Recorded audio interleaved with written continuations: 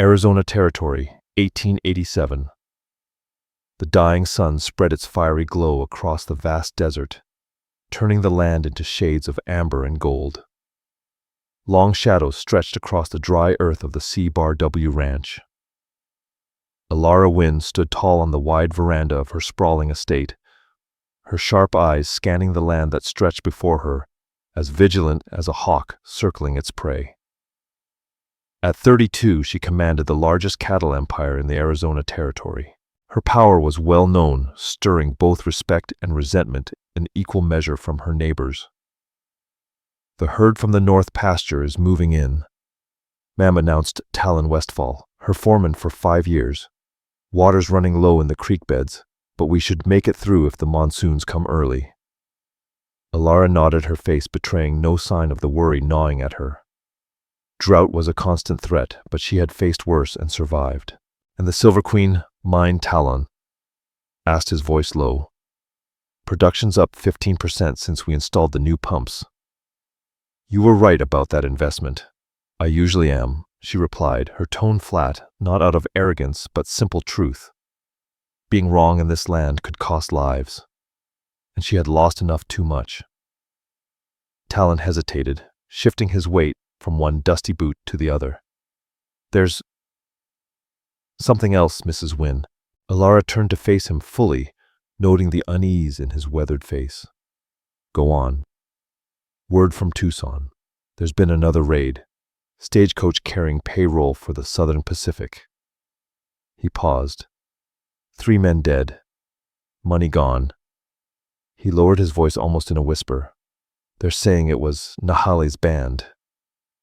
The name hit her like a physical blow, though she didn't show it. 5 years had passed since she last heard that name, but not a day went by without thinking of him. The Apache Ghost, Talon, continued the name. White settlers had given the elusive raider. The bounties doubled. 5,000 now. "Thank you, Talon. Have Zeke ready the carriage for tomorrow.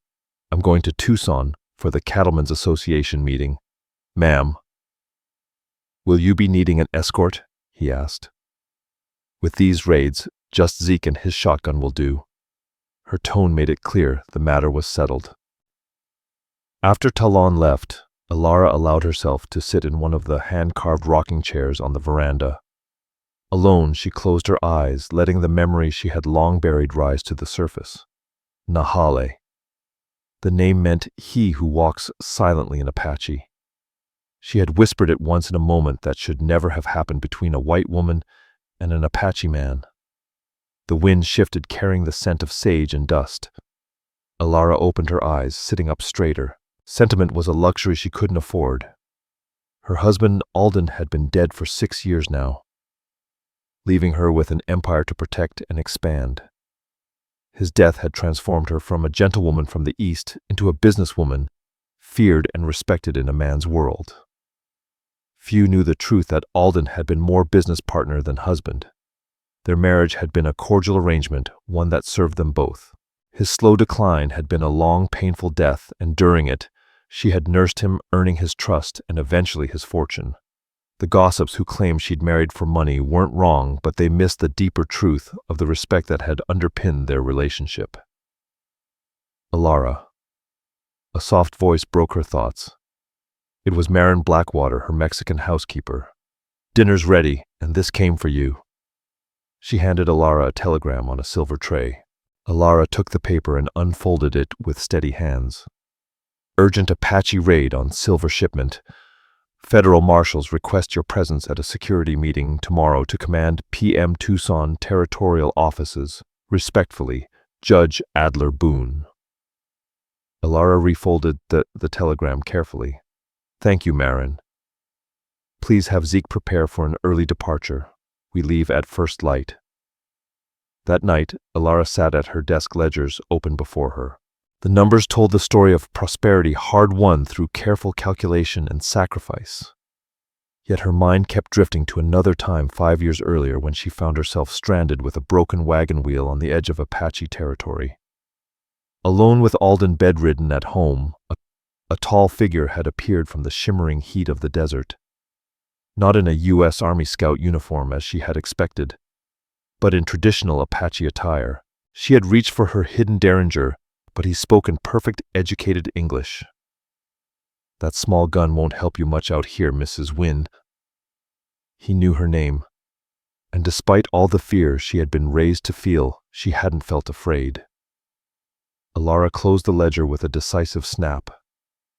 That memory belonged to another life, another woman. Tomorrow she would meet with the marshals, strengthen her security, and protect what was hers. If Nahale had indeed returned to this territory, he would find her changed, hardened by years of fighting for her place in this unforgiving land. She extinguished the lamp and walked to the window, gazing out at the vast expanse of land that was hers by law and determination. The moon cast silver light across the desert, turning it into an otherworldly landscape. Somewhere out there, perhaps, was a man she had once known, in a moment outside of time now an outlaw, a raider, a ghost, just another enemy to overcome. Elara whispered to herself, drawing the curtains closed. The stagecoach rattled over the rough terrain, throwing dust in its wake as it made its way through the narrow canyon, the halfway point between Elara's ranch and Tucson. Inside Elara, Wynn reviewed her notes for the Cattlemen's Association meeting, dressed to perfection in a tailored traveling suit of deep burgundy. Her chestnut hair was swept up under a modest hat. Beside her sat Zeke Malone, a former slave from Georgia who had followed Alden Pierce after the war. Now he served as her driver and sometimes bodyguard. His weathered hands rested on a shotgun, his eyes always scanning the passing landscape. "Canyons always make me nervous, Miss Elara," he said quietly. "Too many places for an ambush. That's why we have our friend up top." Elara replied, referring to the armed guard riding shotgun with the driver. Still, she couldn't shake the feeling of unease. This stretch of road had seen 3 raids in as many months. The stagecoach suddenly lurched to a halt, nearly throwing Elara from her seat. "What in heaven's name?" she began, but Zeke's raised hand silenced her. Muffled shouts came from above, followed by a single gunshot. Then silence. "Get behind me, Miss Elara," Zeke whispered, raising his shotgun toward the door. The stagecoach door was wrenched open. Sunlight flooded the dim interior, blinding Elara momentarily. When her vision cleared, she found herself staring down the barrel of a rifle held by a man whose face was concealed behind a bandana. Behind him stood 2 others, similarly masked. "Step out slow and easy," the first man ordered. His accent marked him as neither white nor Mexican. Zeke's shotgun didn't waver. "You best ride on, mister. Ain't nothing here worth dying for. The woman Elara Wynn, she comes with us." The man's dark eyes shifted to Elara. "No one needs to die today, old man." "I'm afraid I can't allow that," Zeke replied, tightening his finger on the trigger. Elara placed a gentle hand on his arm. "It's all right, Zeke. Lower your weapon." "Miss Elara, do as I say." Her voice was calm but firm. "These men could have killed us already if that was their intention." Reluctantly, Zeke lowered the shotgun. "Wise choice," said the masked man, stepping back to allow Elara to exit.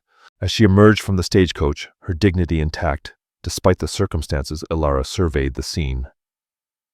The driver and guard were alive, disarmed, and bound. 4 riders on horseback surrounded the stagecoach, all masked, all armed. "If it's money you want," Elara began. "It's not," the leader interrupted. He gestured to one of his men, who brought forward a horse. "You'll ride with us, Mrs. Wynn." "And if I refuse?" Elara asked, her voice steady. The man's eyes crinkled slightly, suggesting a smile behind the bandana. "You won't." Something in his voice, the particular way he pronounced her name, sent a shock of recognition through her. Before she could process it, he moved closer, speaking so only she could hear. "For old time's sake, Elara, come peacefully. I have no wish to harm your people." The world seemed to tilt beneath her feet. Those eyes, she knew them, had dreamed of them, on lonely nights when the vastness of her empire felt like a prison. Kade Ravenscar, she whispered. His only response was to offer his hand, helping her mount the horse. As they prepared to ride away, Elara called back to Zeke. "Tell Judge Adler Boone I've been delayed. And Zeke, no heroics." The old man nodded grimly, understanding the message behind her words. Don't follow, don't risk lives unnecessarily. As the band of riders moved swiftly away from the stagecoach, taking a hidden trail into the rugged mountains, Elara maintained her composure. Years of negotiating with hard men had taught her to hide fear and calculate advantages. Right now, she had precious few except one. The man who had taken her captive was not a stranger, but a ghost from her past. A man who had once saved her life, a man she had never expected to see again, and a man who, if the stories were true, had become one of the most wanted outlaws in the Arizona territory. As the dust settled behind them, the band of riders carrying Elara Wynn deeper into Apache territory left civilization further behind with each passing mile. The narrow mountain trails they followed would be invisible to untrained eyes, paths known only to those who had called this harsh land home for generations. The journey into the mountains was arduous, following trails that appeared non-existent to untrained eyes. Elara rode in silence, her mind calculating distances and landmarks while assessing her captors. The four men moved with the efficiency of those accustomed to evading pursuit, communicating in a mixture of Apache and occasional English. By late afternoon, they reached a hidden canyon, the entrance obscured by a natural formation of boulders. Inside a small encampment of perhaps 15 people came into view. Men, women, and even a few children. Not merely bandits, Elara realized, but families. Kade Ravenscar dismounted. First, then helped Elara down with hands that were impersonal, yet somehow familiar. He still hadn't spoken directly to her since that whispered exchange at the stagecoach. "You'll stay here," he said finally, gesturing toward a small wickiup, a traditional Apache dwelling covered with brush and canvas. "You won't be harmed." "How reassuring," Elara Wynn replied, meeting his gaze directly. "And how long do you plan to keep me as your prisoner?" "Kade Ravenscar, or should I call you the Apache Ghost now?" A flicker of something, regret, amusement, crossed his eyes, the only part of his face visible beneath the bandana. With a swift motion he pulled it down, revealing features both familiar and changed. At 34, Kade Ravenscar's face had hardened. New scars marked battles survived, but the sharp intelligence in his dark eyes remained unchanged. "Call me what you wish," he replied, his voice lower than she remembered. "You'll be released when it's safe to do so. Safe for whom you're interfering with federal business. The marshals are expecting me." I know he motioned for a young Apache woman to approach. "Sarah will see to your needs. I suggest you rest. We'll speak later." With that abrupt dismissal, he turned and walked away, leaving Elara with the young woman who gestured respectfully toward a small wickiup. Inside the modest shelter, Elara found clean blankets laid over pine boughs, a small water skin, and some dried meat. Basic but adequate. She sat gathering her thoughts as Sarah departed with a shy nod. 5 years. 5 years since that chance encounter on the edge of Apache territory. 5 years since 3 days that had changed her understanding of herself and the world. The memories flooded back unbidden her broken wagon wheel. Kade Ravenscar had appeared like a mirage in the desert heat. His unexpected assistance. His surprising education. The results she would later learn of missionary schooling before he returned to his people. The sudden summer storm that forced them to seek shelter in an abandoned mining shack. 3 days of conversation that traversed worlds. His life as the son of a chief who had studied the white man's ways to better protect his people. Her history as a banker's daughter who had married strategically and found herself mistress of a cattle empire in a land she barely understood. 3 days of gradual impossible connection across the chasm of 2 colliding worlds. And on the 3rd night, when the boundaries between them had somehow dissolved in the intimacy of shared stories and mutual respect, a single kiss, tentative, forbidden, electric with possibility. A kiss interrupted by the arrival of an army patrol triggering their hasty separation, and a promise made in desperate whispers to meet again. A promise never kept. Elara had returned to her ailing husband and her growing responsibilities. Kade had disappeared as the army intensified its campaign against the remaining free Apache bands. Months later, she had heard rumors of his death in a skirmish. She had mourned privately, burying that brief connection deep within her heart as she transformed herself into the formidable Mrs. Wynn, a woman who commanded respect throughout the territory. And now here he was, alive, changed, a leader of what appeared to be refugees as much as raiders. The flap of the wiki-up opened, startling her from her reverie. Kade entered carrying a tin cup of coffee, which he offered without ceremony. "I imagine you have questions," he said, settling across from her. Elara accepted the coffee, buying time to compose herself. "Several. Beginning with why you've abducted the territory's largest taxpayer and employer." A hint of the smile she remembered briefly softened his features. Still direct. "That hasn't changed. Answer the question, Kade." He nodded, respect evident in his posture. "The Marshals' meeting you were summoned to, it's a trap. Not set by them, but by Colonel Grant Mercer of Fort Buchanan. He's been pursuing my people for months, frustrated by our activities." "You mean your raids on payroll shipments and stagecoaches?" "I mean our efforts to feed our people who are starving on the reservations while government agents steal the supplies meant for them." His voice remained calm, but intensity burned in his eyes. "Mercer learned of your summons. He planned to use you as bait, knowing I've targeted your silver shipments before." Elara studied him, weighing his words against what she knew of the military commander. Colonel Grant Mercer's reputation for ruthlessness in dealing with Apache troubles was well established. Still, why would he think you'd risk capturing me? Our acquaintance was brief and years ago. I doubt anyone even knows of it. Kade held her gaze. "Because 2 months ago one of your foremen caught 2 of my men retrieving cash supplies on the northern edge of your property. You ordered them released instead of handed over to the army." Elara's cup paused halfway to her lips. "Those were your men. They told me of a tall woman with eyes like winter rain who said, 'Tell your leader, this is the only mercy I offer. Next time I'll hang thieves myself.'" Despite herself, Elara felt heat rise to her cheeks. "I didn't know they were yours, didn't you?" His question hung between them, challenging. Before she could respond, shouts erupted from outside. Kade Ravenscar was on his feet in an instant, his hand moving to the pistol at his hip. A young Apache man burst through the opening. "Riders are coming from the south," he reported in his native tongue, which Elara understood just enough to grasp. How many Kade demanded already moving? At least 12. Army by the look of them. Kade turned to Elara, his expression hardening. "It seems Mercer is more resourceful than I anticipated. Your man Zeke Malone must have led them here." "Zeke would never." Elara began, then stopped herself. "Of course." "The guard on the stagecoach," she muttered.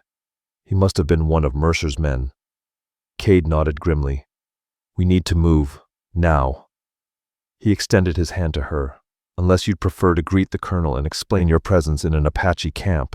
The implication was clear. Association with Apache renegades would ruin everything Elara had built, no matter the circumstances. Elara took his hand, rising with the dignity that had become her armor. "What about your people?" Something flickered in Kade's eyes. Surprise at her concern, perhaps. "They have a route prepared. We've survived worse." Outside the camp, there was already efficient movement. People gathered only essential items, dismantling shelters. Children were being led toward a narrow path at the far end of the canyon. Kade guided Elara to where 2 horses stood ready. "Can you still ride astride?" he asked. The question carried echoes of another time when she had surprised him with her horsemanship. "Better than most men in the territory," she replied, gathering her skirts to mount without assistance. A ghost of a smile touched his lips. That I remember. They rode hard, taking a different trail from the fleeing families, climbing higher into the mountains where the scattered pines offered better cover. Behind them faintly came the sound of pursuit. They're persistent, Elara observed as they paused briefly to rest the horses on a rocky outcropping. Mercer must want you badly, not just me. Kade scanned the horizon, eyes narrowed. There's a bounty on any Apache man found off the reservation, dead or alive with preference for the former. The bitterness in his voice struck Elara. Is that why you turned to raiding revenge? His gaze snapped to hers, intensity burning in his dark eyes. Survival, Elara. When they forced us onto the reservation at San Carlos, it was a death sentence. Disease, starvation, corruption. I watched children waste away while government agents sold the food meant for them. He turned away, focusing again on their back trail. I lead raids on payroll shipments and supply wagons because that money feeds my people. Every dollar goes to buy medicine, food, blankets smuggled back to the reservation by those of us who can still fight. The man before her was not the thoughtful, philosophical person she had met 5 years ago. That man had believed change was possible through understanding. This one had learned otherwise. And your education. Your plans to be a bridge between our worlds, she asked softly. Pain flashed across his features. That world doesn't want bridges, Elara. It wants submission or extinction. He checked his rifle, his movements precise and practiced. We should move. There's a place 2 miles north where we can shelter for the night.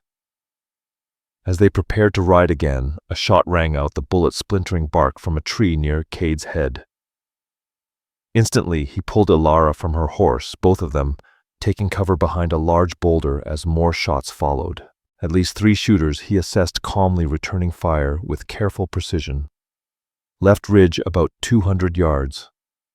Elara reached for the derringer, hidden in her boot, a precaution she'd maintained since her early days in the territory. 4 bullets won't help much, she acknowledged, echoing his words from their first meeting. Kade glanced at her surprised and something like approval in his eyes. Better than none. He handed her his revolver. You remember how to use this point and squeeze, she replied, checking the cylinder. I've had practice since we last met.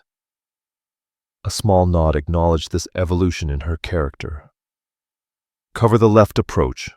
I'll work around to flank them. Wait. Elara caught his arm. You're risking your life for a woman who represents everything your people have lost. Why? For a moment, the gunfire and danger seemed to recede as Kade looked at her with an intensity that transported her back 5 years. You know why, Elara Wynn. Before she could respond, he was gone, moving with the silent efficiency that had earned him his name and reputation. Left alone, Elara steadied her breathing, focusing on the approach Kade had indicated. When a shadow moved among the rocks, Elara Wynn fired twice, pushing the would-be attacker back into cover. Minutes seemed to stretch into hours. Then shots erupted from the far side of the ridge, followed by shouts of confusion.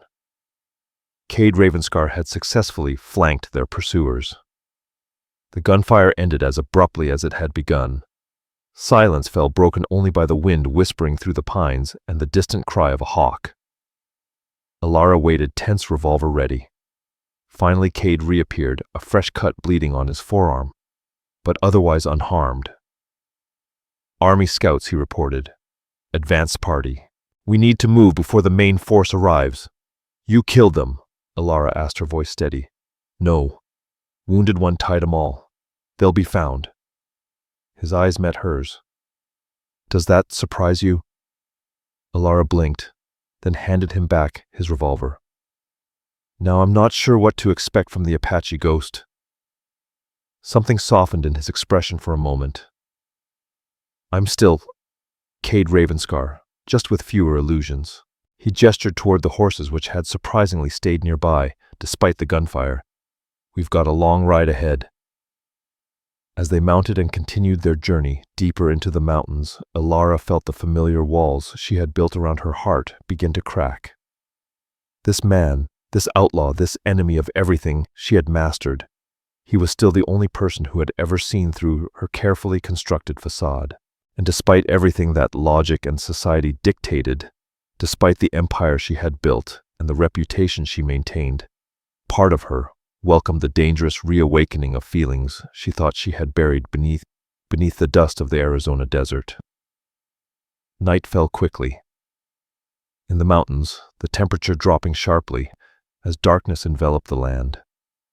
Kade led them to a small cave hidden behind a stand of juniper trees. The entrance was barely visible even from a few yards away. "We'll be safe here," he said, helping Elara dismount. "The army won't continue searching at night, not in this terrain." Inside, the cave opened into a surprisingly spacious chamber. Kade moved with the ease of someone familiar with the shelter, quickly building a small fire in a stone ring at the center. The flames cast flickering shadows across the walls, revealing supply caches, carefully stored in natural niches. Ammunition, dried food blankets. "One of your hideouts," Elara observed, removing her hat and loosening her hair from its tight arrangement. The relief was immediate, easing the tension headache that had been building since the ambush. Kade nodded, tending to the horses before joining her by the fire. One of many. The mountains remember the Apache even when others wish to forget us. He unwrapped a package of jerky and offered her a piece along with a canteen of water. They ate in silence for a time, the weight of their shared past and complicated present hanging between them. Finally, Elara spoke. "You said I'd be released when it was safe. When might that be? 2 days, perhaps 3. Once we're certain Mercer's men have withdrawn." Kade studied her across the fire. "Your ranch manager." "The former slave. He'll manage in your absence. Zeke Malone can handle matters for a week if necessary," Elara replied, surprised by his knowledge of her household. "How you've been watching my operation. I make it my business to know the powerful forces in this territory."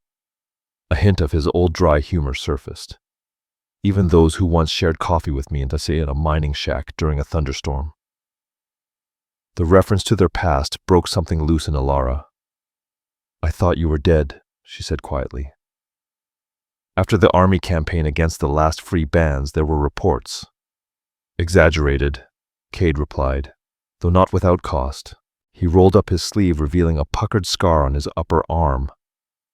"A parting gift from the 6th Cavalry before I escaped into Mexico." "Mexico," Elara repeated. "Is that where you've been all this time?" He shook his head. "For a while. Then the reservation trying to work within their system." His expression darkened. "I watched my cousin die of fever because the Indian agent sold the medicine meant for our people. I saw children starve while surrounded by cattle grazing on land that was once ours." The passion in his voice was controlled but unmistakable. This was the core of what had transformed him from the thoughtful man she had known into the resistance leader he had become. "So you decided to take matters into your own hands," Elara said, not as a question, but as an acknowledgement. "I decided to survive, to help my people survive." Kade met her gaze directly. "Judge me if you wish, Elara Wynn. You with your thousands of acres and silver mines. Your empire built on land where my ancestors hunted for generations." The accusation stung, but Elara didn't flinch. "I don't deny the history, Kade. But I've built what I have through hard work and fair dealing." "Fair!" His laugh held no humor. "Was it fair when the treaties were broken one by one, when our hunting grounds became your grazing lands, when our water sources were diverted for your cattle?" Elara felt heat rise to her face. "I didn't make those decisions. I wasn't even in this territory when most of that happened. Yet you benefit from them every day." Kade Ravenscar's voice was quiet but relentless. "Every acre you own, every silver dollar you count, all of it rests on a foundation of broken promises and stolen land." They stared at each other across the fire. The comfortable rapport of their first meeting now strained by the harsh realities that separated them. Elara was the first to look away. "Perhaps you're right," she admitted, surprising both of them with her candor. "But what would you have me do? Abandon everything I've built? Give up the security I've fought for?" Kade studied her for a long moment. "No," he said, finally. "I don't expect that. I've learned not to expect the impossible." The resignation in his voice struck Elara more deeply than his anger had.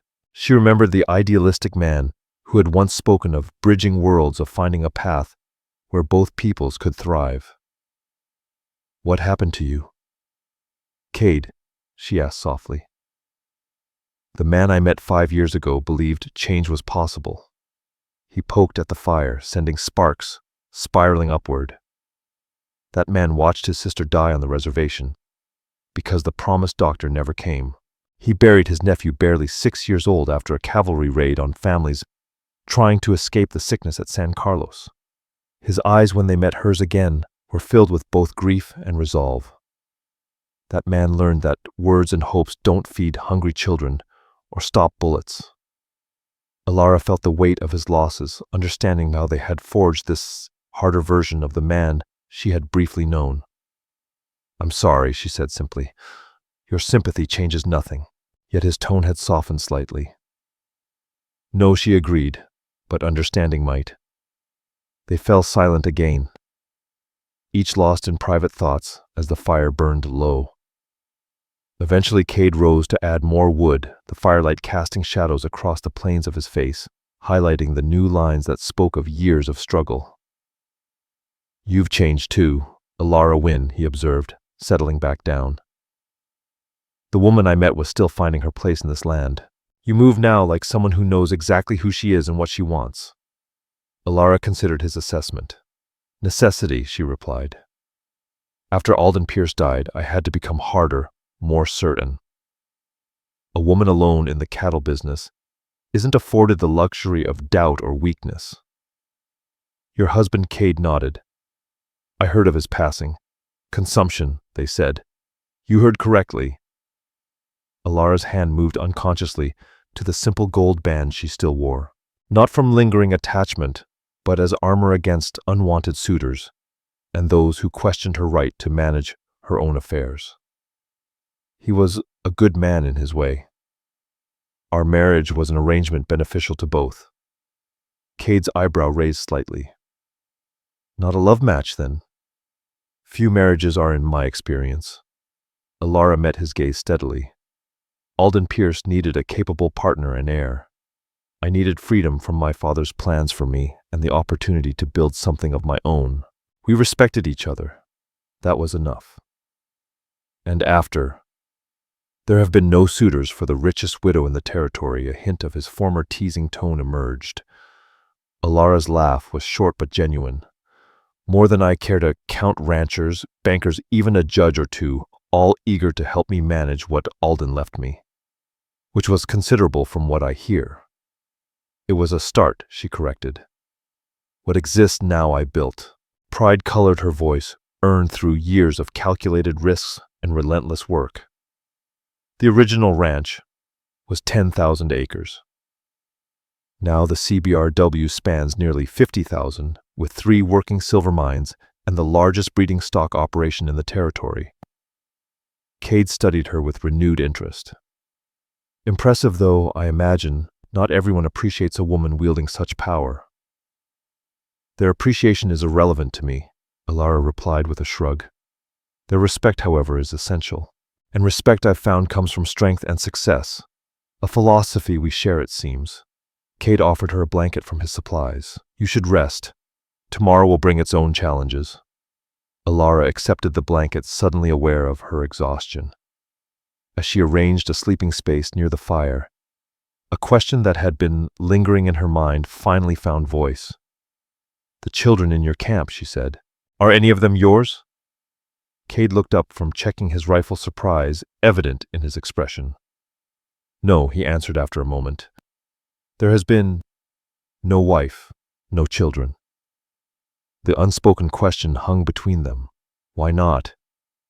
But neither seemed prepared to pursue it further. "Good night, Kade." "Rest well, Elara Wynn," he replied, his voice carrying echoes of a gentleness she had almost forgotten. Dawn broke with the distant sound of thundering hooves. Kade Ravenscar was instantly alert, moving to the cave entrance with his rifle at the ready. Elara Wynn joined him, having slept in her clothes and boots out of necessity. Cavalry patrol, he reported grimly. At least 20 riders moving along the valley floor. Elara peeked around him, spotting the dust cloud rising in the morning light. They're heading northwest away from us.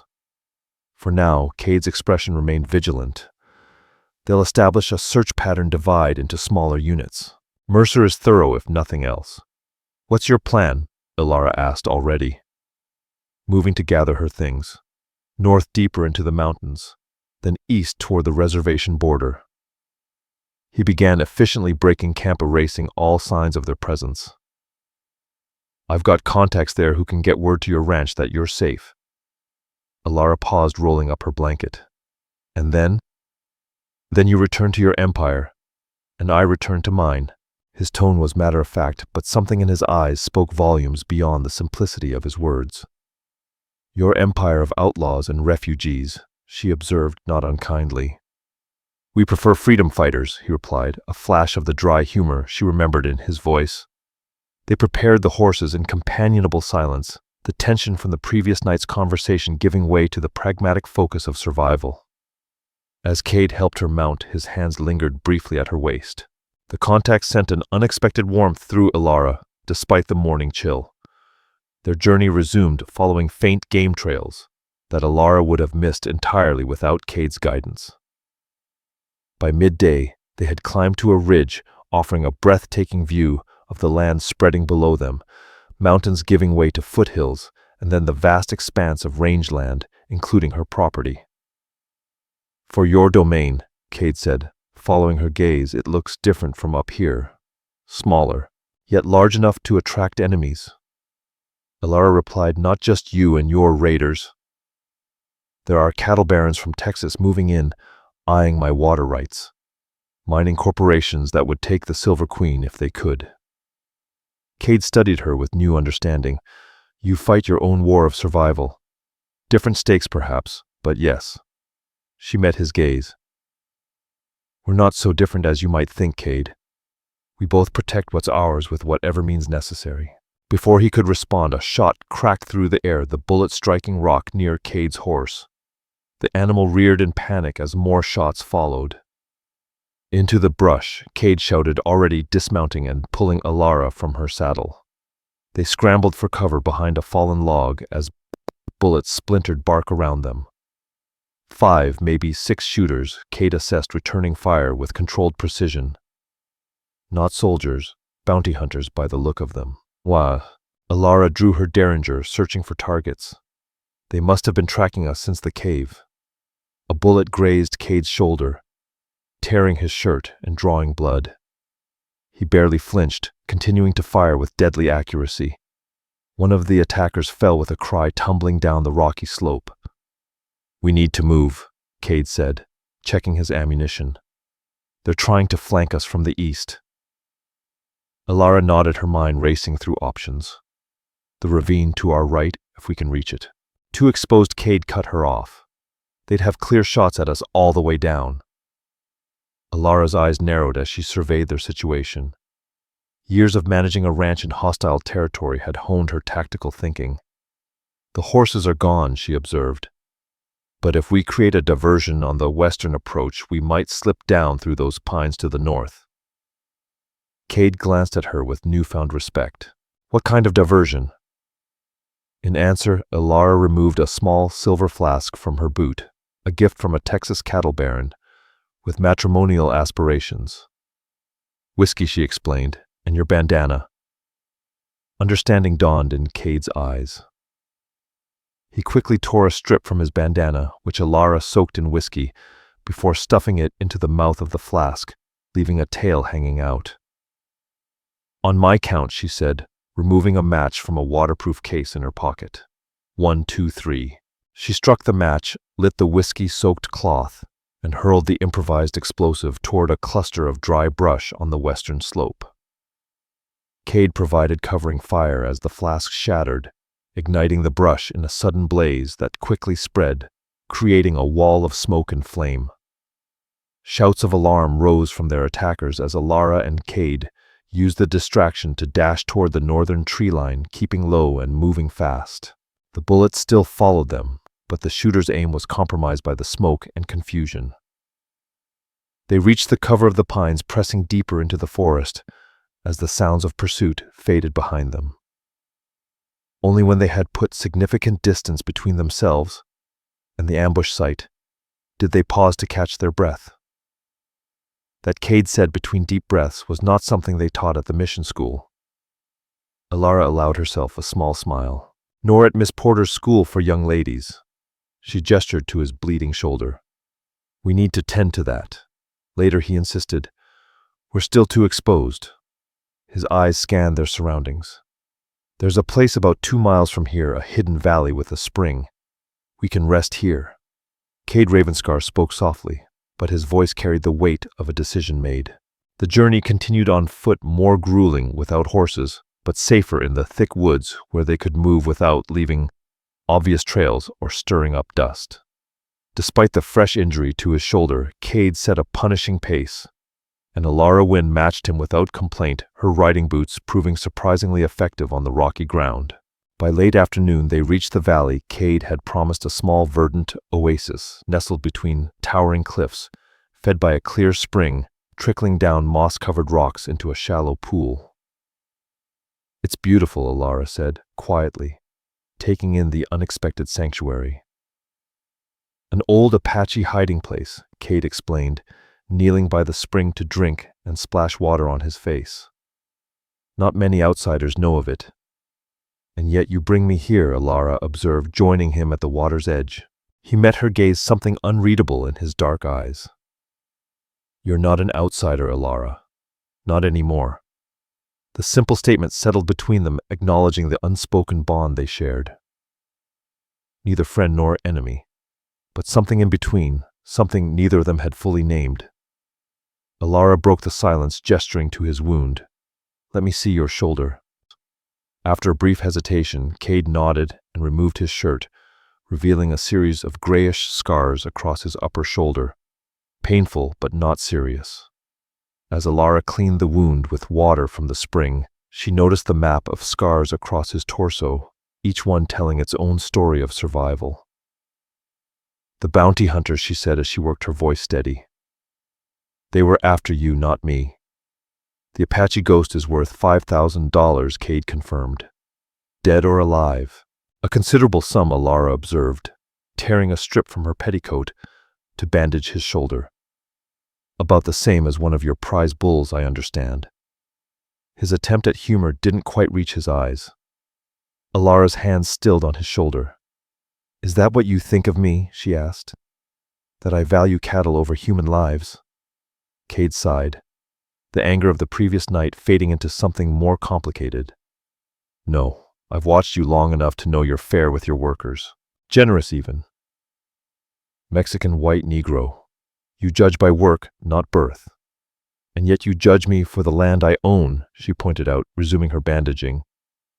I judge the system that allowed it to be taken, he corrected. You are a complication. A complication, she repeated, securing the bandage with a neat knot.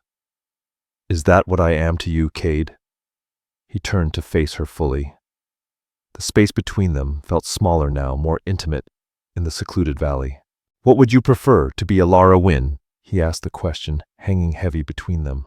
It carried the weight of years filled with possibilities neither of them had allowed themselves to consider in the 5 years since their paths had crossed and diverged.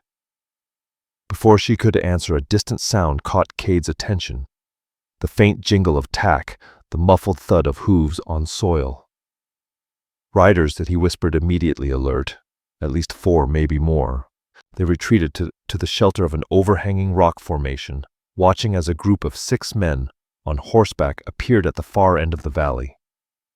Their civilian clothes and mismatched weapons marked them as bounty hunters, not soldiers. They're following our trail, Kade observed grimly. Persistent. $5,000 breeds persistence, Elara replied, her tone cold as she studied the approaching men. The one in front, she added, narrowing her eyes, I recognize him. Red Malvern, worked as a tracker for the army before turning bounty hunter. Dangerous man. Kade glanced at her in surprise. You know him. I make it my business to know the dangerous men in this territory, she replied, echoing his earlier words. Especially those who might threaten my interests. A plan was forming in her mind, risky, but with potential. They don't know I'm with you, she said slowly. They're looking for the Apache Ghost, not Elara Wynn. Understanding dawned in Kade's eyes. No, he said firmly. Whatever you're thinking. I can distract them, Elara continued. Buy you time to circle around, maybe even reclaim their horses. It's too dangerous. These men respect money and power. She cut him off. And fear those who wield both, which I do. Kade studied her conflict evident in his expression. Why would you help me? I kidnapped you, disrupted your business, endangered your life. The question gave Elara pause. Why indeed? The answer was complicated, wrapped in layers of memory, regret, and something deeper that she had never allowed herself to fully acknowledge. Because 5 years ago, you showed me a different way of seeing this land and its people, she said finally. And because I'm not yet ready to watch you die. Before he could respond, she was moving, emerging from their hiding place with the confident stride of a woman accustomed to command. Her hair had come loose from its pins. Her traveling suit was dust-covered and torn at the hem. But her bearing was unmistakably that of someone who expected no demanded respect. Red Malvern, she called, her voice carrying across the valley with authority. I believe you're trespassing on CBRW grazing rights. The bounty hunters reined in sharply, surprise evident in their postures as they recognized the territory's most prominent woman. Red Malvern recovered first, tipping his hat in a gesture that fell just short of respectful. Mrs. Wynn, he drawled, this is unexpected. We're in pursuit of the Apache Ghost and his gang. Seen any sign of them, Elara Wynn approached with measured steps, keeping a careful distance. I've been surveying potential new grazing land, she lied smoothly. My horse was spooked by a mountain lion this morning. I've been on foot since. Red Malvern's eyes narrowed with suspicion. All alone, ma'am. That seems unlikely for a woman of your standing. My men are surveying the western ridge, she counted without hesitation. We were to rendezvous here at sunset. She glanced meaningfully at the position of the sun. They'll be arriving shortly with rifles. The implied threat wasn't subtle. Red Malvern shifted uncomfortably in his saddle, clearly weighing the bounty against the risk of confronting Elara's well-armed ranch hands and the legal and social consequences of harming the territory's most powerful woman. We tracked the Apache and a companion to this valley, he insisted, though with less certainty. Then they've moved on, Elara replied dismissively, though I would appreciate an escort back to my men since you've interrupted my work. As she engaged the bounty hunters, Elara maintained awareness of her surroundings, noticing from the corner of her eye the shadow that moved silently from rock to tree, circling behind the mounted men. Kade Ravenscar was using her distraction exactly as she had intended. Red Malvern hesitated, clearly torn between his hunt and the unexpected complication of Elara's presence. Perhaps we should wait for your men to arrive, he suggested, suspicion heavy in his voice. Curious timing, he added. Finding you here where we've tracked the Apache Ghost. Elara maintained her composure, though her heart raced. Red Malvern was neither stupid nor easily intimidated. Are you suggesting I'm consorting with outlaws, Mr. Malvern? She asked coldly. That would be a serious accusation against someone who holds significant influence with the territorial governor. The reminder of her connections hit its mark. Red Malvern's expression soured, but he backed down slightly. No accusation, Mrs. Wynn. Just doing my job. As am I, she replied coolly. Now about that escort. The crack of a rifle shot interrupted her. The bullet struck the ground near the bounty hunter's horses. The animals reared in panic, and 2 more shots followed in quick succession, expertly placed to create chaos without causing injury. Ambush. One of the men shouted, drawing his pistol as the others scattered for cover. In the confusion, Elara dropped to the ground, rolling behind a large boulder as bullets flew in multiple directions. Kade Ravenscar had created the perfect diversion, but now Elara found herself caught in the crossfire. From her position, she saw Kade moving with deadly efficiency. Using the terrain and the hunter's disorganization to his advantage, he took down one man with the butt of his rifle, another with a well-placed shot to the leg. Red Malvern, however, had maintained his composure, using the chaos to maneuver behind a rock formation with a clear line of sight to Kade's position. As he raised his rifle and took careful aim, Elara acted without hesitation. She fired her derringer, the small weapon's report almost lost amidst the larger gunfire. But her aim was true. The bullet grazed Red Malvern's arm, spoiling his shot and forcing him to seek better cover. The momentary advantage was all Kade Ravenscar needed.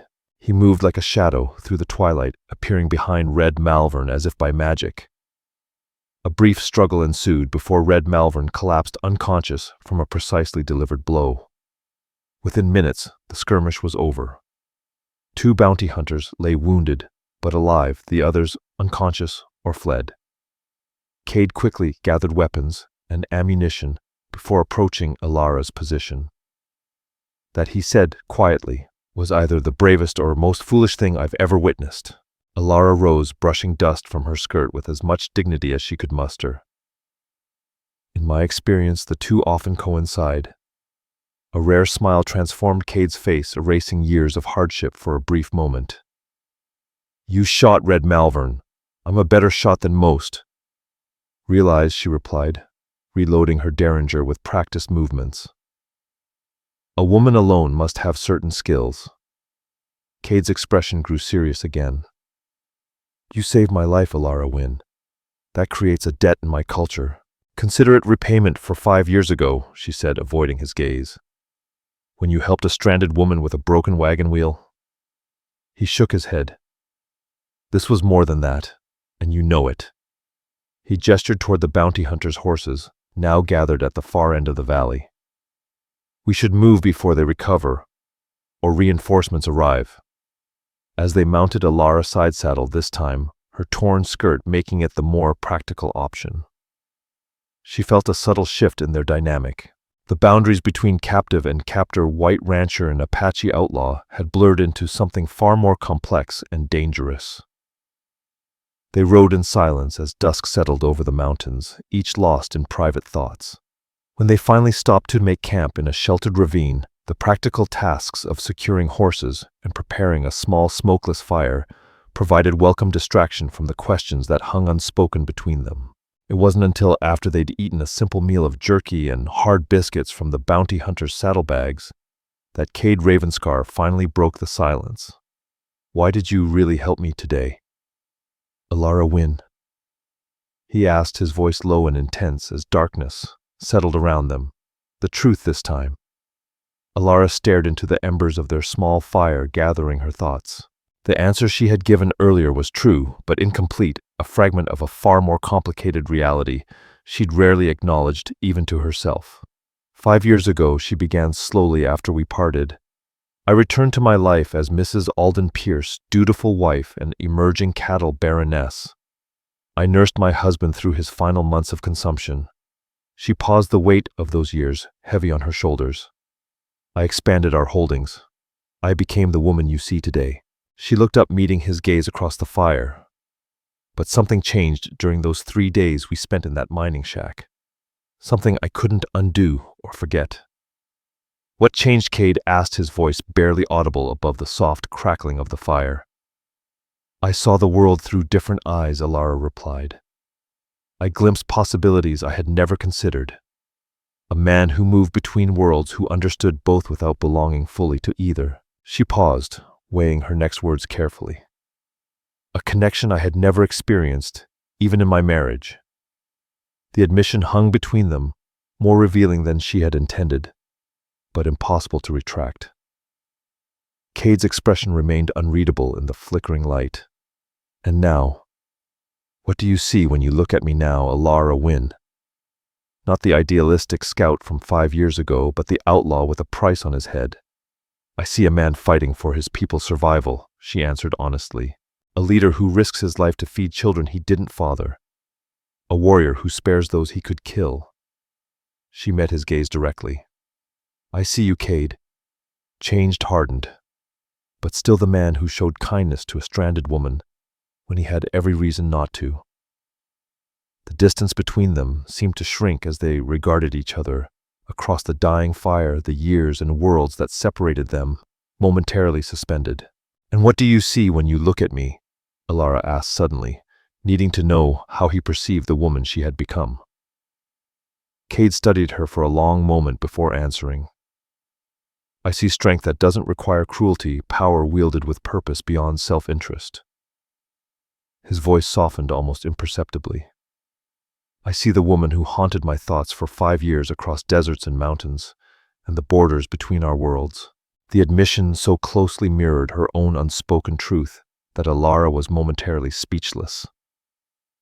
In the silence that followed, Kade rose and moved around the fire, settling beside her with a fluid grace that belied his injured shoulder. 5 years ago, he said quietly, we were interrupted. Elara's breath caught as he reached out his fingers, gently brushing a strand of hair from her face. The simple touch carried the weight of all the words unspoken between them, all the possibilities denied by circumstance and choice. We still stand on opposite sides of an unbridgeable divide, she whispered even as she leaned imperceptibly closer. Perhaps Kade agreed, his hand coming to rest against her cheek. Or perhaps we are the bridge.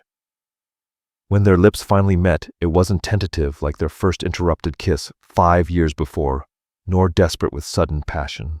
Instead, it carried the weight of time and separation, of choices made and paths diverged, of the recognition that this moment existed outside the normal flow of their lives. It was a suspension of reality in which they could acknowledge what might have been. The first light of dawn found them already moving, riding side by side through a landscape transformed by the golden glow of sunrise. Neither of them spoke much since waking, as if by mutual agreement to preserve the fragile memory of the night without burdening it with words that would inevitably prove inadequate. Kade led them eastward, following game trails and ancient Apache paths that would eventually bring them to the edge of the reservation and the border of their temporary shared existence. There's a trading post about 10 miles ahead, he said, breaking the comfortable silence as they paused to rest the horses. Terran Solano, he deals fairly with both whites and Apache. He can arrange for a message to be sent to your ranch. Elara nodded, adjusting her torn skirt over the saddle. Will you continue your raids? The question was asked without judgment, simply an acknowledgement of the reality they would soon return to. Kade's expression grew distant. Until my people have enough to eat, until the government honors its treaties. He looked at her directly. We both know that day may never come. There must be another way, Elara said, not for the first time. Legal challenges, appeals to Washington. We've tried, Kade interrupted gently. Delegations to Washington return with more promises, more papers. Meanwhile, children starve and die of diseases that white doctors could easily cure. The frustration in his voice was evident, not directed at her, but at a system that had failed his people repeatedly. Elara understood his position more clearly now, having glimpsed the conditions he fought against through his eyes. What if?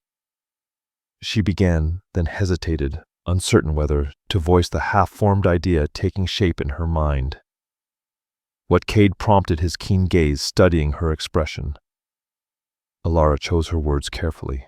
What if there was a way to provide for your people without risking your lives in raids? A legitimate business arrangement that could channel supplies and medicine to the reservation. Kade Ravenscar's expression showed interest mixed with skepticism. The Indian agents control what enters the reservation. Any official aid is skimmed or sold before it reaches those who need it. Not if it came through private channels, Elara Wynn countered. The CBRW has contracts with suppliers across the territory. Arrangements could be made, deliveries diverted. You'd risk your reputation, your business, to help Apache savages. The question held no bitterness, just genuine curiosity. Elara met his gaze steadily. I would help people in need while protecting my investments. The raids on silver shipments and payrolls hurt my business, Kade. This would be beneficial to both sides. A hint of his old smile touched his lips. The practical businesswoman emerges.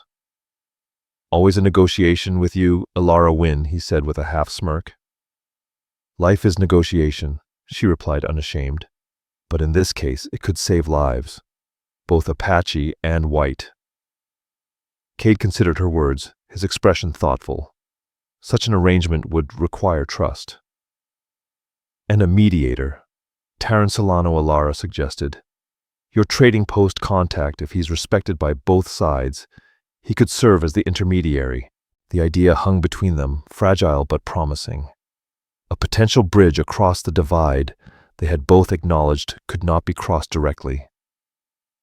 Before Kade could respond, the distant sound of hoofbeats caused both to tense eyes scanning the horizon. A lone rider appeared approaching from the east at a gallop. One of yours, Elara asked, noting Kade's relaxed posture as he recognized the rider. He nodded. Koa, my second in command. I sent him to check on the families after the army raid. The young Apache warrior reined in sharply as he reached them, his expression grave as he addressed Kade in their native tongue. Elara understood enough to grasp the essence of his report. The families had reached safety, but a new threat had emerged. Kade's face hardened as he listened, his jaw tight with controlled anger. When Koa finished, Kade turned to Elara, switching to English. Grant Mercer has taken hostages from the reservation, he explained grimly. 3 elders and 2 children. He claims they were attempting to leave without permission, but Koa says they were seized from their homes. Mercer announces that unless I surrender within 3 days, they will be tried as hostile combatants. The implications were clear. Such a trial would be merely a formality before execution or imprisonment. Elara had heard stories of Mercer's methods, his determination to break Apache resistance through increasingly brutal tactics. He can't do that, she said, though they both knew the hollowness of her protest. In this territory, military commanders often operated with near absolute authority when dealing with Indian affairs. He already has, Kade replied, his voice controlled but tense with urgency. I must return immediately. Koa says they're being held at Fort Buchanan. Elara processed this development quickly, her mind racing through implications and possibilities. This changes our plans, she said. Mercer is using these hostages to draw you out to force a confrontation on his terms. I'm aware of the trap, Kade acknowledged, but I cannot abandon my people to his justice. The eldest hostage is my father's brother, a respected medicine man. The children are his grandchildren. The personal connection explained the intensity in Kade's expression. These weren't just tribal members, but family. Perhaps the only family he had left. Elara made a swift decision. I'm coming with you. Kade stared at her in disbelief. Out of the question. This is no longer about you or your silver shipments. This is Apache business.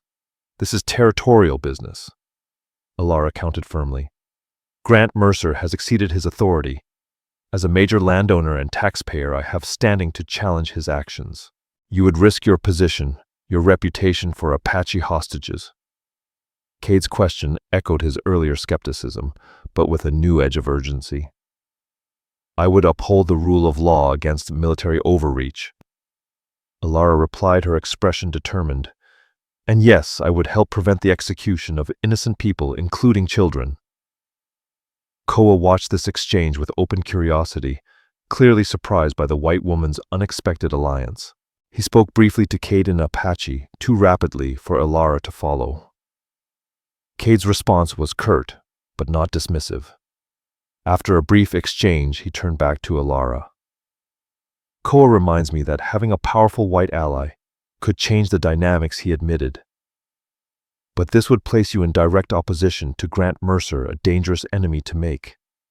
I've faced dangerous men before, Elara. Wynn said, her voice steady, filled with the confidence of experience. And unlike you, I can walk through the front gate of Fort Buchanan without being arrested on sight. The logic of her argument was irrefutable.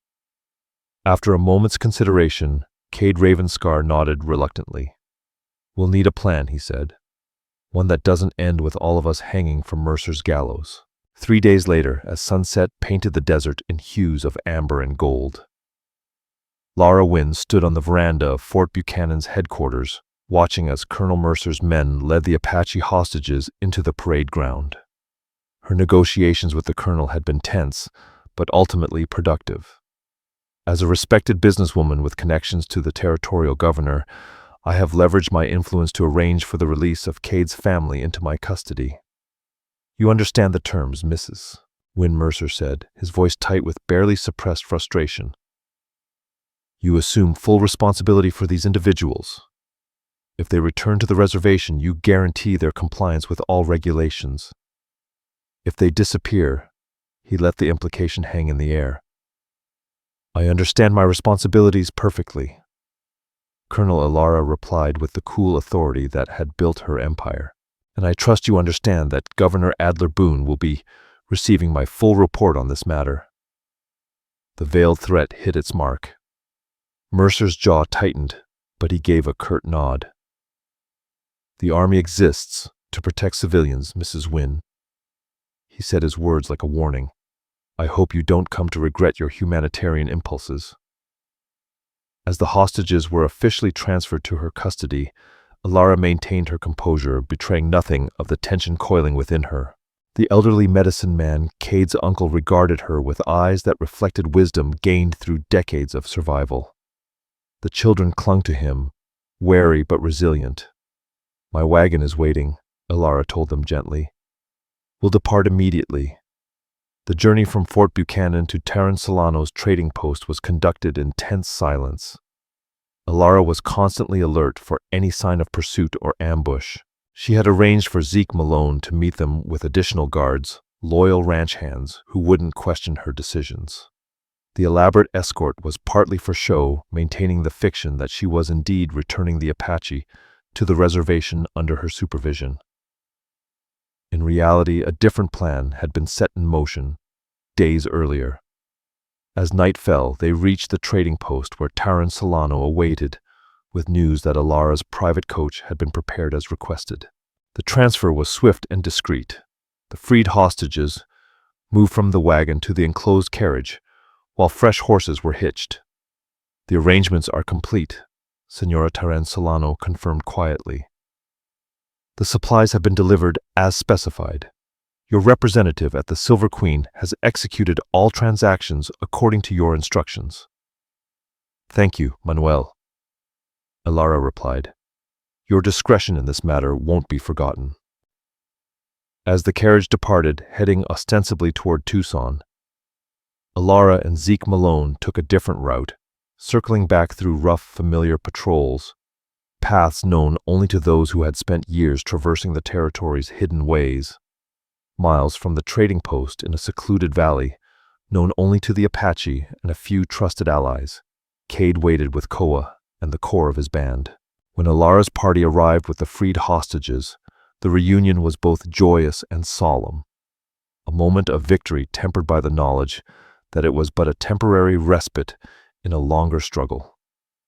As the Apaches celebrated the return of their elders and children, Kade drew Elara aside, leading her to a quiet spot beneath towering cottonwoods. You kept your word, he said simply. Few white people have ever done so with my people. I'm not most white people, Elara replied with a small smile, and I had practical reasons as well as personal ones. Kade's eyes reflected the starlight as he studied her face. The arrangement you proposed, the supply line through Terran Solano, you've already begun implementing it, he added. Though it wasn't a question. Elara nodded in confirmation. The first shipments of medicine and food are en route to the reservation as we speak. My foreman at the Silver Queen mine has created a dummy corporation to handle the transactions. On paper, everything appears perfectly legitimate: mining, supplies, equipment, provisions for workers. And the cost? Kade asked. Less than what I was losing to raids, Elara replied pragmatically. And considerably less than what I'd lose if full-scale conflict erupted between settlers and Apache. Peace is good business, Kade. His smile acknowledged the truth in her words, but also recognized the deeper motivations she left unspoken. And Mercer, Elara asked. We'll find him reassigned within the month, Elara said with quiet satisfaction. The territorial governor was quite receptive to my concerns about military overreach, particularly when I mentioned the potential impact on Eastern investment if news of hostage-taking spread to financial circles in New York and Boston. Kade shook his head in wonderment. You've accomplished in days what we couldn't achieve in years of resistance. Different weapons for different battles, Elara observed. Your raids kept your people alive. My methods may help them thrive. They stood in silence for a moment, both aware that their partnership had fundamentally altered the equation in the territory, creating possibilities where before there had been only conflict. What happens now? Kade asked finally, his voice heavy with the weight of the question. The unspoken possibilities of their future lingered in the air between them, a question not just of their business arrangement, but of everything that had brought them here. Elara Wynn looked toward the celebration where Apache families reunited amidst the flicker of campfires. Then her gaze shifted back to the man beside her, the warrior who had become so much more than an ally. That depends, she said softly, on whether certain boundaries can truly be crossed. Kade Ravenscar stepped closer, his hand finding hers in the darkness. Some already have been, he replied, his voice low, filled with meaning. Society would never accept. Elara began, but Kade gently interrupted. I'm not asking society. I'm asking you, Elara Wynn. The simplicity of his statement cut through the complexity of their situation, reducing it to its essence. Two people who had found in each other something rare and precious, something worth fighting for, despite all obstacles. There's a place, Elara said slowly, in northern Mexico. Land I purchased years ago as an investment, fertile valley, water rights, secured far from both army patrols and tribal conflicts. Understanding dawned in Kade's eyes. Neutral ground. More than that, Elara corrected. A new beginning. The CBRW ranch can continue under Zeke Malone's management. The Silver Queen mine is profitable enough to finance our venture, which is a trading company. Elara explained her vision, taking clearer shape as she spoke. Legitimate business on both sides of the border, supplies moving north to the reservations, silver and cattle moving south, and at its heart, a ranch where those caught between worlds might find sanctuary. The audacity of the plan hung between them, an idea born of necessity and possibility of business acumen and human connection. A way forward that honored both their worlds while creating something entirely new. It won't be easy, Kade cautioned, though hope had kindled in his eyes. The border is no magical barrier against prejudice or danger. Nothing worthwhile ever is easy, Elara replied. But together we might accomplish what neither could alone. His hand tightened around hers. Together, he repeated the word, carrying the weight of promise. When he drew her closer, their kiss beneath the star-filled sky was no longer a forbidden moment stolen from time, but a commitment to a shared future. One they would forge with the same determination that had enabled each to survive and thrive in a harsh, unforgiving land. 6 months later, Elara stood on the veranda of a hacienda nestled in a verdant valley 3 days' ride south of the border. The main house, built of adobe and timber, blended traditional Mexican architecture with American comforts. Around it, the beginnings of a ranch took shape. Corrals, barns, and outbuildings, constructed by a workforce drawn from both sides of the border. The trading company, officially registered as Williams and Associates in Tucson and Mexico City, had already established itself as a reliable supplier of essential goods. Few knew that its founder now resided permanently at its southern headquarters, or that her business partner was a man once known as the Apache Ghost. Kade emerged from the house to join her, his presence bringing the familiar warmth that had only deepened in the months they had built their new life together. Though no official ceremony had marked their union, no church or court would recognize it, they lived as husband and wife in all the ways that mattered. The first families arrived tomorrow, he said, referring to the Apache refugees who had accepted their invitation to settle on the ranch. COA reports they crossed the border without incident. Zeke Malone's shipment of supplies reached Hermosillo yesterday, Elara added. Everything is proceeding as planned. As they stood together, watching the sunset paint the mountains gold, Elara reflected on the empire she had left behind and the one she was building now. The CBRW continued to thrive under Zeke Malone's management, its profits flowing partly to support this new venture. The Silver Queen mine's production had increased, providing capital for expansion. But more valuable than any business success was the peace she had found here with this man who had crossed impossible boundaries to stand beside her. Together they had created something neither could have imagined, alone a sanctuary where differences were strength, where the best of both worlds could flourish. Any regrets? Kade asked quietly, seeming to follow her thoughts. Elara turned to him, studying the face that had become as essential to her as breath. The hard lines of the warrior remained, but tempered now by contentment and purpose. In his eyes she saw reflected the same certainty she felt in her heart.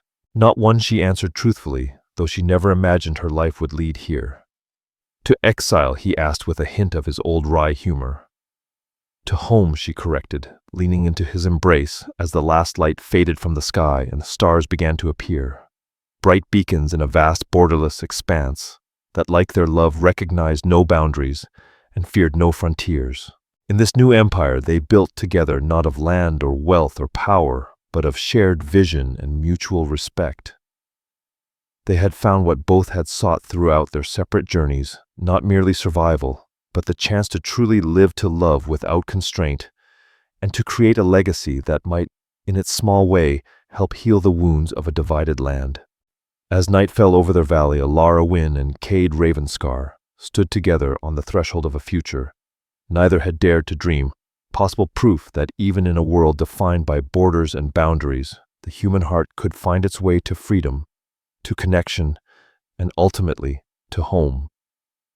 This is a story about courage, not the kind found on battlefields, but the kind it takes to open your heart in a world built to keep it closed.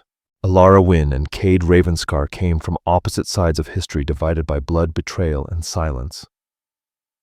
Yet together they proved that love does not recognize borders, bow to injustice, or ask permission to exist.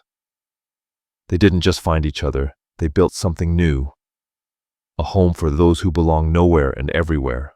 May this story remind you that true strength lies in empathy, in listening, in daring to love across every divide, and that, even in the harshest lands where the wind carries sorrow and the dust remembers pain, love can take root and bloom. With gratitude, Wild West Lone Hearts. Thank you so much for staying with us until the end. If this story touched your heart, please consider subscribing to our channel, liking, commenting, and sharing this video. From the bottom of our hearts, your support keeps us going and inspires us to continue crafting more stories filled with deep love, hard-won redemption, and powerful twists that echo long after the final scene. And don't go just yet. At the end of this video, you'll see a new suggested story from our channel. Click it and let yourself be swept away by more emotional, dramatic, and unforgettable storytelling. We promise you won't be disappointed. All stories are created for entertainment purposes and may include fictional elements or dramatized interpretations inspired by historical settings. We use AI tools, voiceover, visuals, scripts as creative assistants. However, all content is reviewed, refined, and edited by humans to ensure emotional authenticity and storytelling quality. We fully comply with YouTube's policies regarding AI-generated content and do not use any deepfake techniques or misleading recreations of real individuals. All visuals and supporting materials are properly licensed. Sharing, re-uploading, modifying, or distributing any part of this content in any form requires written permission. We appreciate your support and respect for original creative work,